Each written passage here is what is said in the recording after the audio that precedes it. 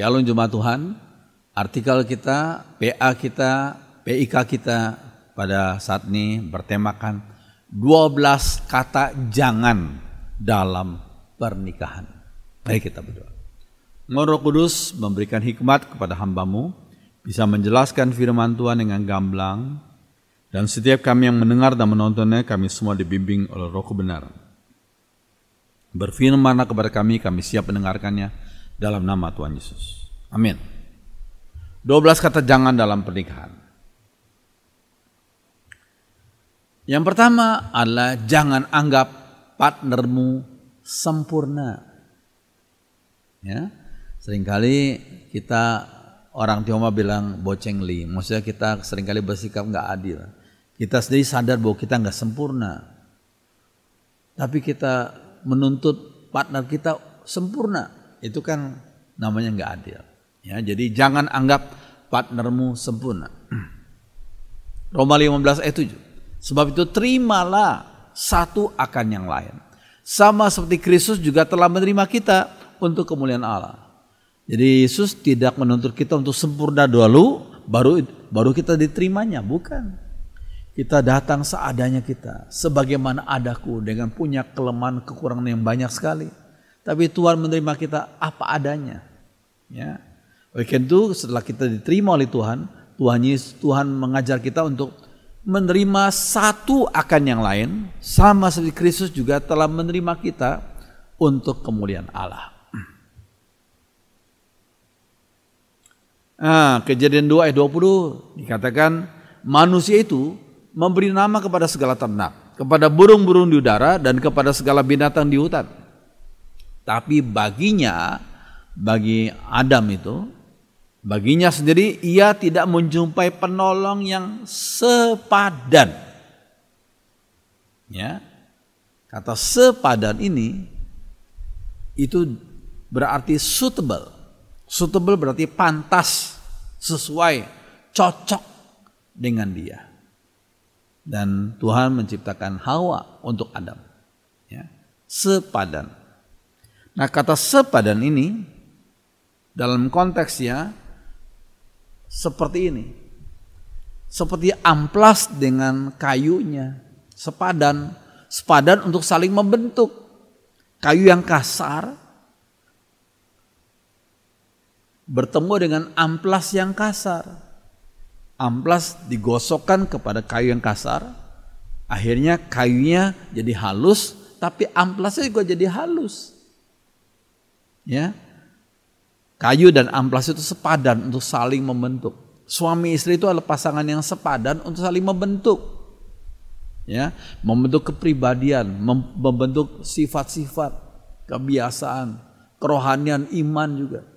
Ya, Roh Kudus menolong, memakai partner kita untuk membentuk kita. Ya, untuk kemuliaan bagi nama Tuhan tentunya. Ya. Iya, di kata sepadan di situ adalah cocok untuk saling membentuk.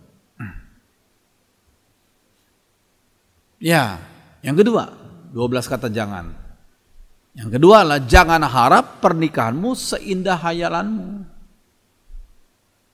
Ya, orang-orang yang masih muda merindukan, suami atau istrinya menjadi seperti, orang yang pahlawan, orang yang hebat, yang sehat, yang pintar, yang cantik, yang kaya, semuanya deh.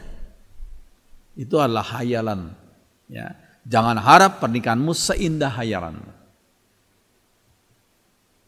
Nah, Amsal 27:17 dikatakan besi menajamkan besi, orang menajamkan sesamanya.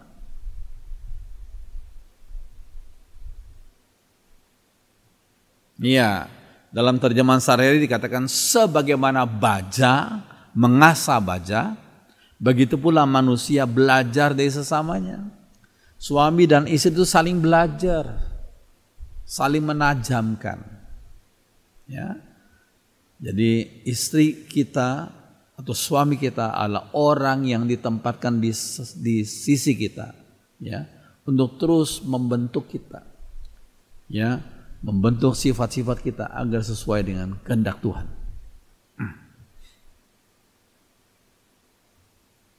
Yang ketiga, 12 kata jangan simpan kemarahan sampai esok hari.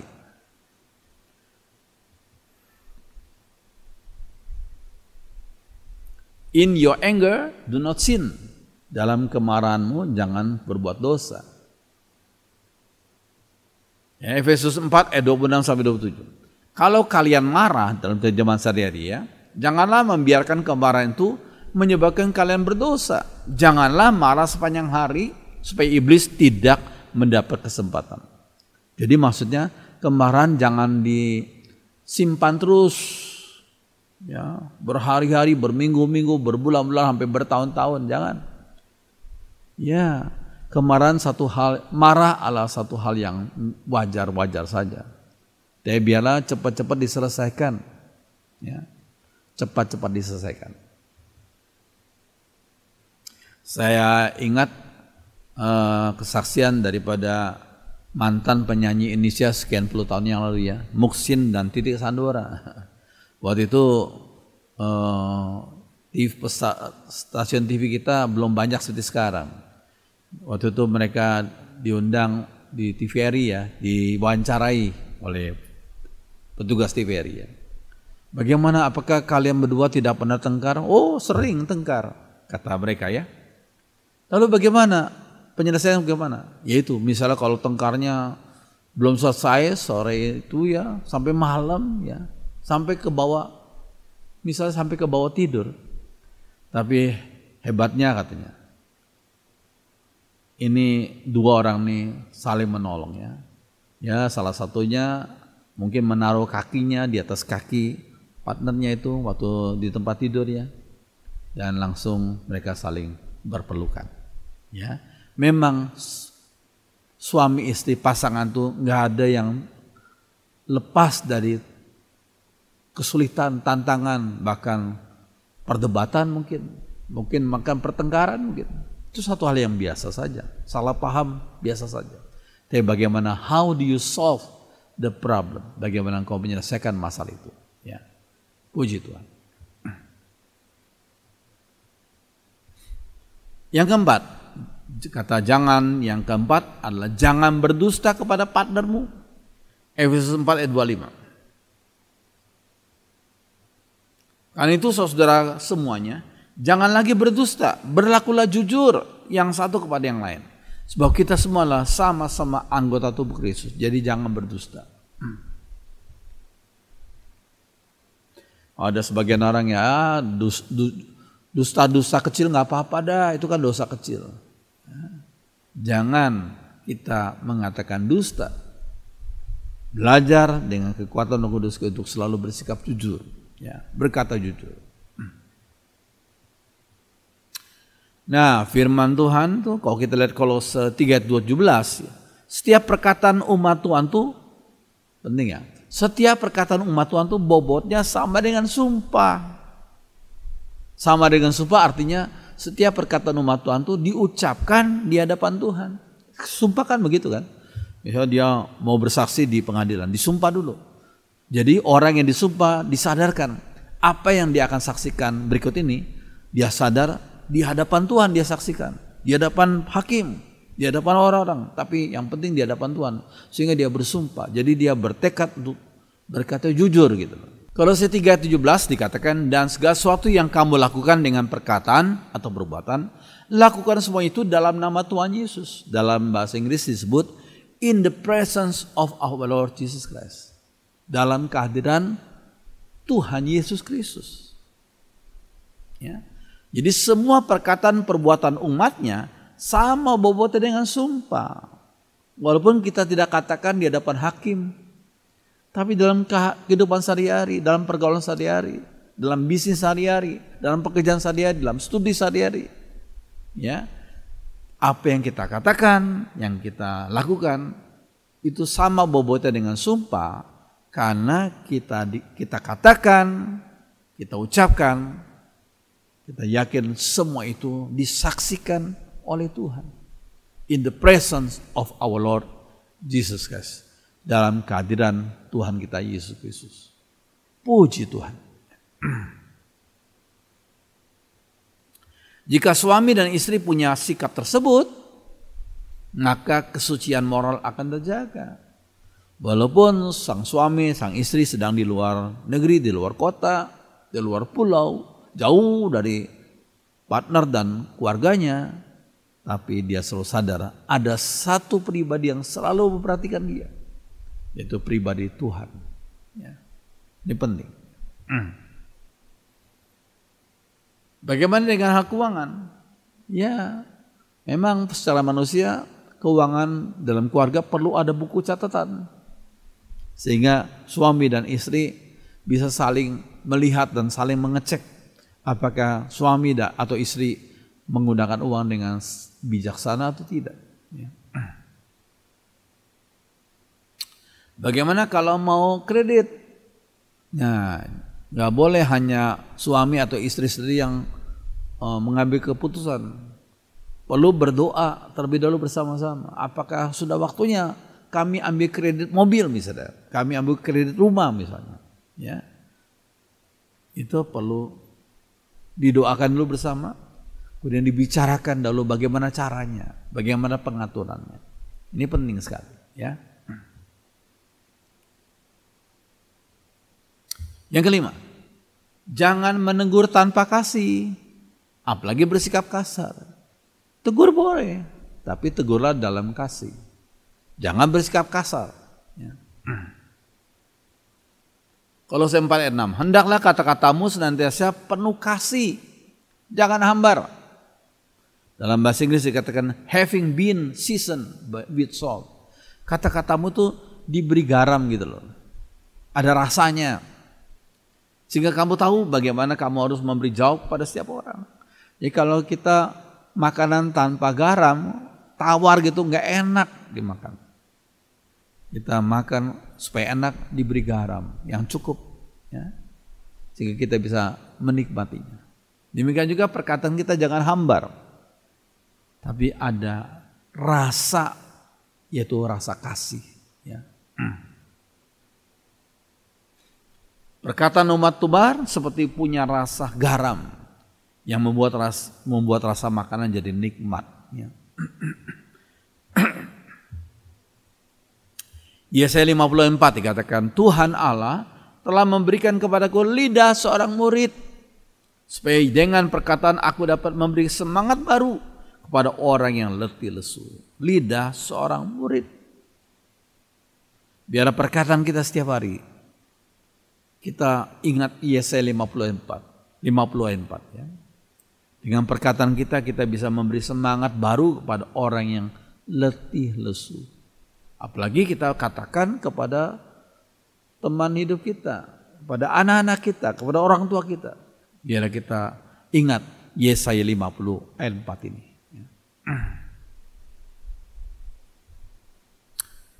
Jangan pukul, dan jangan dalam tanda kutip ya, jangan pukul anggota keluargamu dengan perkataan yang menyakitkan. Galatia 6 ayat 1. Saudara, kalaupun seorang kedapatan melakukan suatu pelanggaran, maka kamu yang rohani harus memimpin orang itu ke jalan yang benar dalam roh lemah lembut, sambil menjaga dirimu sendiri supaya kamu jangan kena pencobaan. Roh lemah lembut, jangan kasar. Ya.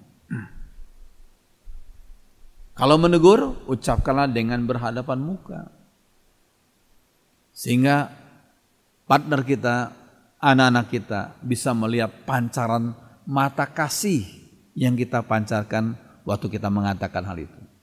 Ya, ini penting. Jadi jangan waktu tengkar tuh yang satu lihat mana, yang satu lihat yang ke arah lain lagi. Nggak saling berhadapan. Ya, perlu saling berhadapan. Perlu memperhatikan pancaran mata kita. Ya. Yang keenam, jangan cerita pergumulanmu kepada orang lain sebelum sharing ke partnermu. Ada partner yang kaget, kok kamu sudah mendengar hal ini? Padahal suamiku, istriku belum cerita ini kepadaku. Ya, ini. Jangan cerita pergumulanmu kepada orang lain sebelum sharing ke partnermu. Ada hal-hal yang orang tuanya, dia cerita dulu kepada orang tuanya, baru dia cerita kepada partnernya. suami atau istri adalah orang pertama yang kita cerita lebih dahulu tentang masalah itu. Ya. Oh, Tuhan Allah membuat manusia itu tidur nyenyak. Ketika ia tidur, Tuhan Allah mengambil salah satu rusuk daripadanya. Rusuk itu adanya di samping, lalu menutup tempat itu dengan daging. Jadi maksudnya istri itu sebagai pendamping, sebagai partner hidup yang ada di samping. Hawa diciptakan dari tulang rusuk Adam. Tulang rusuk itu letaknya di samping. Berarti istri adalah partner, pendamping suami dalam berbagai hal. Yang ketujuh, jangan pernah main api dengan orang lain. Jangan pernah, dalam tanda kutip ya, main api dengan orang lain. Kejadian 39:12, istri Potifar menarik Yusuf pada jubahnya dan berkata, mari kita tidur bersama-sama. Yusuf meronta dan dapat lepas, lalu lari keluar, tapi jubahnya tertinggal di tangan wanita itu. Ya. Jadi Yusuf tidak mau main api dengan orang lain. Ya. Hati-hati, sering sebagian orang senang sharing hal-hal yang sifatnya pribadi dengan lawan jenis yang bukan suami atau istrinya. Tapi dia sharing hal-hal pribadi dengan orang lain. Hati-hati.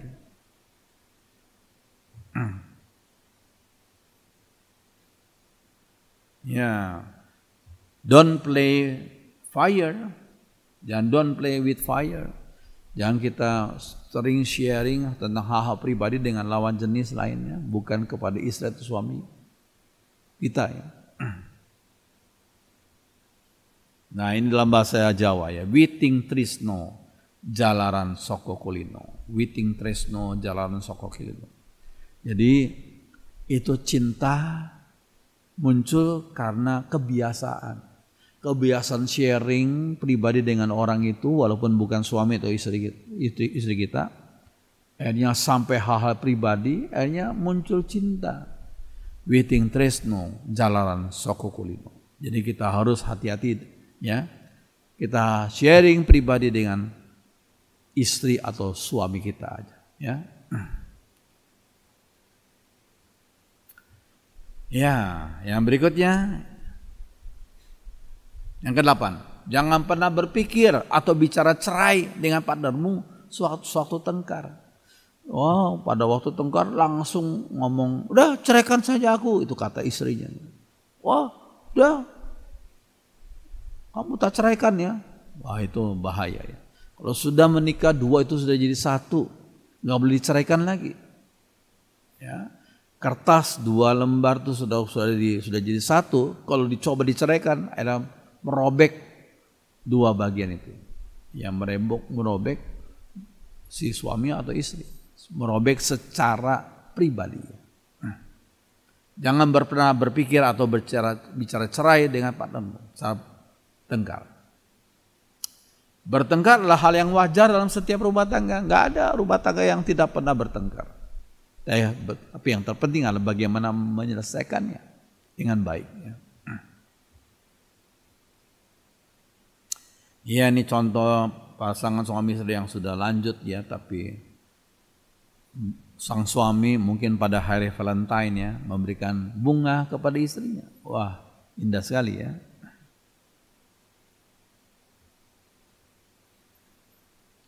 Yang ke-9, jangan lupa romantisme setiap harinya.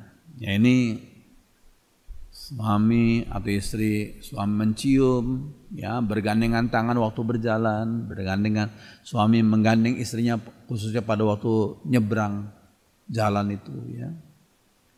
Ini jangan lupa romantisme setiap harinya. Ya. Ini bagus ya. Dr. James Dobson. Itu waktu mereka menikah dan waktu sudah usia seperti itu masih tetap memeluk istrinya. Ya. Puji Tuhan. Ya. Yang ke-10, jangan terlalu serius tetapi humorlah dengan partnermu. Serius itu penting tapi jangan selalu serius. Ya. Humorlah. Nah ini Mazmur 2 ayat 2 sampai 4. Ini perkataan firman Tuhan dalam kitab Mazmur ini. Raja-raja dunia bersiap-siap dan para pembesar bermufakat bersama-sama melawan Tuhan dan yang diurapinya. Marilah kita memutuskan belenggu-belenggu mereka dan membuat tali-tali mereka daripada kita. Dia, yaitu Allah, yang bersemayam di surga tertawa. Tuhan mengolok-olok mereka. Kata tertawa di sini, sebagian penafsir Alkitab mengatakan inilah menunjukkan bahwa Allah itu Allah yang humor.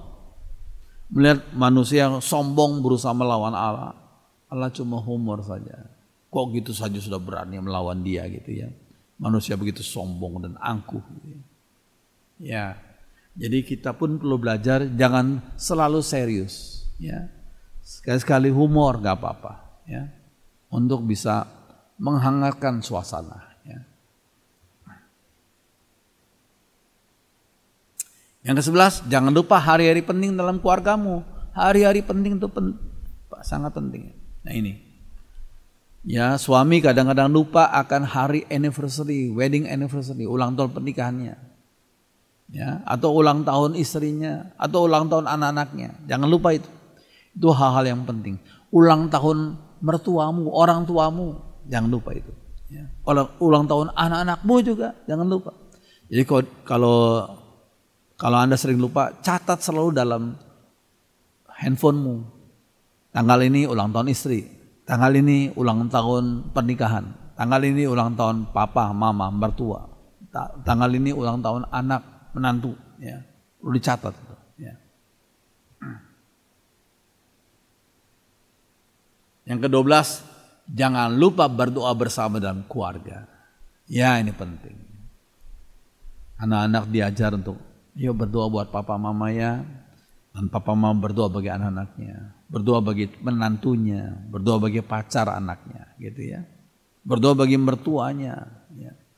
Berdoa bersama-sama, itu bagus sekali ya. Ya, ada satu lagu yang sudah lama ya. Andaikan aku lakukan yang luhur mulia, jika tanpa kasih cinta hampa tak berguna. Ajarilah kami bahasa kasih-Mu, agar kami dekat padamu ya Tuhanku. Ajarilah kami bahasa kasih-Mu, agar kami dekat padamu. Mari kita berdoa. Bersyukur untuk firman-Mu yang sudah kami pelajari pada saat ini. Biar Roh Kudus menolong kami untuk kami memahami firman Tuhan dan menerapkannya, mempraktekkan dalam hidup kami sehari-hari. Terima kasih, Roh Kudus tolong kami. Dalam nama Tuhan Yesus kami sudah berdoa. Haleluya. Amin.